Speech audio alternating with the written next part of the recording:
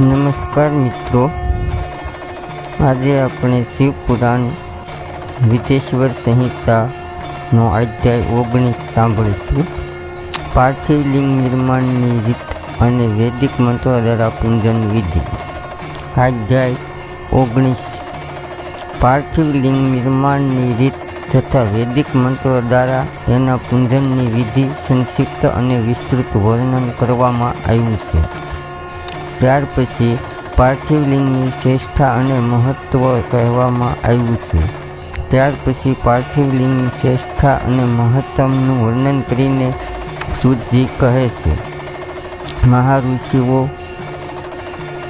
વૈદિક ક્રમ પ્રત્યે શ્રદ્ધા ભક્તિ રાખનાર લોકોને માટે વેદોક્ત માર્ગથી પાર્થિવ લિંગ પૂજાનું વર્ણન કરું છું.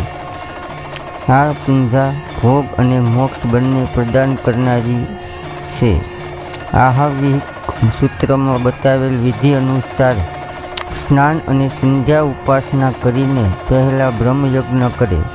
તે પછી દેવતાઓ, ઋષિઓ, સંકાદિક મનુષ્યો અને પિતૃનું તર્પણ કરે. સંયમની ઋષિ અનુસાર સંપૂર્ણ નિત્ય કર્મ પૂર્ણ કરી શિવ સ્મરણપૂર્વક ભસ્મ અને રુદ્રાક્ષ ધારણ કરે. તે પછી સંપૂર્ણ મનોવંચિત ફળની સિદ્ધિ માટે ભક્તિ ભાવના સાથે ઉત્તમ પાર્થિવ લિંગની વેદોક્ત વિધિથી સારી રીતે પૂજા કરે. નદી અથવા તળાવના કિનારે, પર્વતમાં કે વનમાં, શિવાલયમાં અથવા બીજા કોઈ પવિત્ર જગ્યા પર પાર્થિવ લિંગની પૂજા કરવાનું વિધાન છે. હે બ્રાહ્મણો, શુદ્ધ સ્થળે કાઢેલી માટીને યત્નપૂર્વક લાવીને ખૂબ જ સાવધાનીથી શિવલિંગનું નિર્માણ કરવું. બ્રાહ્મણને માટે સફેદ, ક્ષત્રિય માટે લાલ, વૈશ્ય માટે પીળી અને શૂદ્ર માટે કાળી માટીથી શિવલિંગ બનાવવાનું વિધાન છે. અથવા જ્યાં જેવી માટી મળી જાય એમાંથીને શિવલિંગ બનાવવું.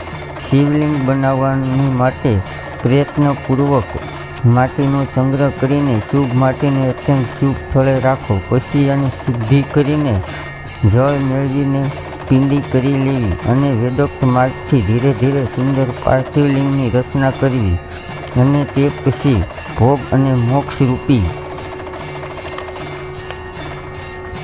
ફળની પ્રાપ્તિ માટે ભક્તિપૂર્વક એનું પૂજન કરવું.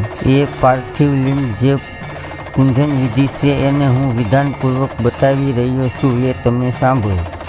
ઓમ નમઃ શિવાય આ મંત્રનું ઉચ્ચારણ કરીને સમસ્ત પૂજન સામગ્રી પ્રોક્ષણ કરો. જળ છાંટો. પછી ભોરસી વગેરે મંત્રોથી ક્ષેત્ર શુદ્ધિ કરો. પછી ઓપોસમાય આ મંત્રથી જળ સંસ્કાર કરો. નમસ્કે રુદ્રાય આ મંત્રથી સ્ફટિક બંધ બનાવવાની વાત કહેવાય છે. નમઃ શંભવાય આ મંત્રથી ક્ષેત્ર શુદ્ધિ અને પંચામૃતનું પ્રોક્ષણ કરે છે. ત્યાર પછી શિવ ભક્ત પુરુષ નમઃ પૂર્વક નીલગિરિવાય મંત્રથી શિવલિંગની ઉત્તમ પ્રતિષ્ઠા કરે. એ પછી વૈદિક વિધિથી પૂજન કર્મ કરનાર ઉપાસક ભક્તિપૂર્વક રીતે તે રુદ્રાય વંશમ આ મંત્રથી રમણય આસનાય માનો મહત્તમ એ મંત્રથી આવાહન કરે. યા તે રુદ્રાય આ મંત્રથી ભગવાન શિવને આસન ઉપર સમાસીન કરો. યામેયુમ આ મંત્રથી શિવના અંગોમાં ન્યાસ કરે. અધ્યોવસમ મંત્રથી પ્રેમપૂર્વક અધિવાસન કરે. યશો અસતામામ શિવનો ન્યાસ કરે. યશો યો વો અસરપતિ આ મંત્રથી ઉપચરણ કરે. એ પછી નમઃ સો તે નીલગ્રીવાય એ મંત્રથી ઈષ્ટદેવને બાધ્ય સમર્પિત કરે. રુદ્ર ગાયત્રીથી અધર્વા આપે. ત્રંબકમ મંત્રથી આસમન કરે. યા પૃથ્વીયામ આ મંત્રથી દુગ્ધ સ્નાન કરાવે. દધી કરોનામ આ મંત્રથી ધૂતમ ધૂત પાવા આ મંત્રથી ધૂત સ્નાન કરાવવું. મધુવાતામ મધુનક્તમ મધુમનો આ 3 દિશાઓથી મધુ સ્નાન અને શર્કરા સ્નાન કરાવવું. આ દૂધ વગેરે વસ્તુને પંચામૃત કહે છે, અથવા પાદ્ય સમર્પણ કરેલા નમોસ્તો નીલગ્રીવાય વગેરે મંત્રો દ્વારા પંચામૃતથી સ્નાન કરાવો. તે પછી મા નમોસ્તોકે આ મંત્રથી ભગવાન શિવને પ્રેમપૂર્વક કટિબંધ અર્પિત કરો. નમો ધૂષણોવે આ મંત્રનો ઉચ્ચારણ કરીને આરાધ્ય દેવને ઉત્તરીય ધારણ કરાવો. યા તેહી સાર ઇત્યાદિ રૂસાઓ જાણીને વેદોક્ત ભક્ત પ્રેમથી વિધિપૂર્વક વસ્ત્ર અને જનોય સમર્પિત કરે. એ પછી નમઃ શિવાય ઇત્યાદિ મંત્રથી ભણીને શુદ્ધ બુદ્ધિવાળો ભક્ત પુરુષ ભગવાનને પ્રેમપૂર્વક બંધ્ય ચડાવે. નમઃ કત્સવ્ય આ મંત્રથી ચોખા અર્પિત કરે. નમઃ પર્યાય આ મંત્રથી ફૂલ ચડાવો. નમઃ પરણાય આ મંત્રથી બિલ્વપત્ર અર્પણ કરો. નમઃ કપલ દિનેશ ઇત્યાદિ મંત્ર વિધિથી તે પ્રમાણે ધૂપ કરો. નમઃ યાસ્વે આ વૃષાથી શાસ્ત્ર વિધિ અનુસાર દીપ નિવેદિત કરો. ત્યાર પછી હાથ ધોઈને નમો જ્યેષ્ઠાય આ મંત્રથી ઉત્તમ નૈવેદ્ય ધરો.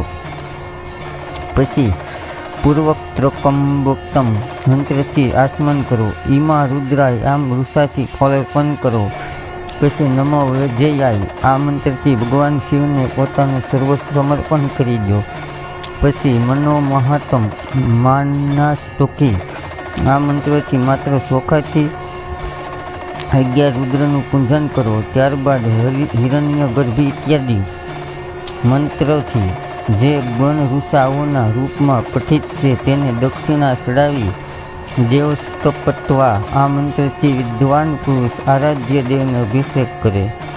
દીપ માટે બતાવેલ નમો યાસ્વે વગેરે મંત્રથી શિવની નિરાંજના કરો, એટલે કે આરતી કરો. તે પછી ઈમાં રુદ્રાય વગેરે 3 ઋષાઓથી ભક્તિપૂર્વક રુદ્રદેવને પુષ્પાંજલિ અર્પિત કરો. માનું મનોહરમ એ મંત્રથી વિઘ્ન ઉપાસક પુંજ દેવતાની પરિક્રમા કરો. તે પછી ઉત્તમ બુદ્ધિવાળો ઉપાસક માનોસ્તુકી ભગવાનને સાષ્ટાંગ પ્રણામ કરે. એ ઈસ્તે એ મંત્રથી શિવ મુદ્રાનું પ્રદર્શન કરવું. યતો યતઃ આ મંત્રથી અભય નામક મુદ્રાનું પ્રદર્શન કરવું. ત્રંબકમ નામના મંત્રથી જ્ઞાન નામક મુદ્રાનું અને નહમ સેનાહ ઇત્યાદિ મંત્રથી મહામુદ્રાનું પ્રદર્શન કરવું. નમઃ ગોપીઓ આ વૃષા દ્વારા ધેનુ મુદ્રા બતાવો. આ રીતે 5 મુદ્રા પ્રદર્શન કરીને શિવ સંબંધિત મંત્રોનો જપ કરો અથવા વેદોક્ત પુરુષ સતરુદ્રીય મંત્રોની આહુતિ કરે. ત્યાર પછી વેદોક્ત પુરુષ પંચાંગ પાઠ કરે. પછી દેવા ગૌતમ ઇત્યાદિ મંત્રોથી ભગવાન શંકરનું વિસર્જન કરે. આ રીતે શિવપૂજનનું વિસ્તારથી પ્રતિપાદન કરવામાં આવ્યું છે. શ્રી શિવ મહાપુરાણમાં વિધેશ્વર સંહિતામાં અધ્યાય 19 સમાપ્ત થાય છે. તો મિત્રો અહીંયા સુધી જો અમારું છે અધ્યાય 19 સાંભળ્યો હોય તો મિત્રો અહીંયા સુધી આવ્યા છો તો સબસ્ક્રાઈબર કરી બેલ આઇકન વગાડવાનું ભૂલતા